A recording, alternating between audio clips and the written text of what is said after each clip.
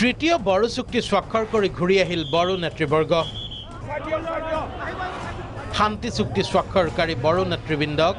বৰঝাৰ বিমানবন্দৰত নায়কৰ দৰে আদৰণি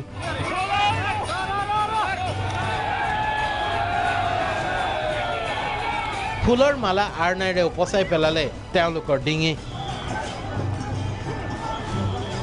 বিমানবন্দৰৰ চৌদিশে দলদুপ হেন্দলদুপ পৰিৱেশ বিমানবন্দৰত পুৱাৰে পৰাই আহি ভিৰ কৰিছিলহি কেইবা সহস্ৰাধিক জনতাই দিল্লীৰ পৰা বিমানযোগে চুক্তি স্বাক্ষৰকাৰী বড়ো নেতাসকল বিমানবন্দৰত আহি উপস্থিত হোৱা মাত্ৰকে সৃষ্টি হ'ল এই অভূতপূৰ্ব পৰিৱেশ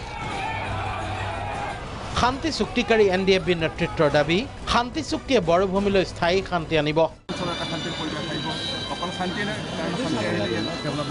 বিকাশৰ কাম দ্ৰুতগতিত আগবাঢ়িব আমি আশা কৰোঁ নেতাই জাতি জনগোষ্ঠীৰ অধিকাৰসমূহ মৰ্যাদা দিব পাৰিব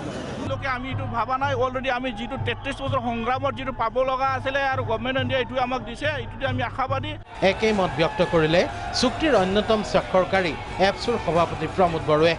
এই অঞ্চলত এটা শান্তিৰ আশা আৰু শান্তিৰ লগতে প্ৰগতিৰ আশা কৰিছোঁ সেইকাৰণে এই চুক্তিটো যদি আখৰে আখৰে ৰূপায়ণ হয় অসম চৰকাৰ ভাৰত চৰকাৰে যদি চিনচিয়াৰলি নিজৰ দায়িত্ব পালন কৰে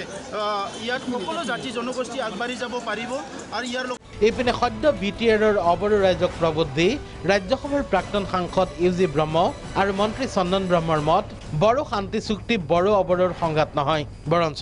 BTRৰ সকলো জনগোষ্ঠীৰে উন্নয়ন বড়ো অবড়ো কোনো আশংকা কবুল কৰিব নালাগে ইয়াৰ বড়ো অবড়ো কোনো ৰাজনীতি কৰিবই নালাগে এই চুক্তিৰ পিছত হ'ল এটা বেলেঞ্চ চুক্তি বেলেঞ্চ একৰ্ড বুলি আমি সকলোৱে এইটো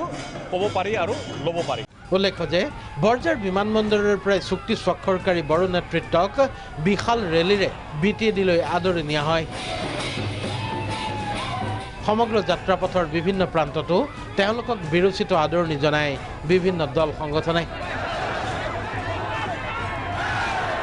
ভিডিঅ' জাৰ্নেলিষ্ট ৰিণ্টু হাজৰিকাৰ সহযোগত ববিতা গগৈ আৰু জোন ৰাভাৰ ৰিপৰ্ট প্ৰাগ নিউজ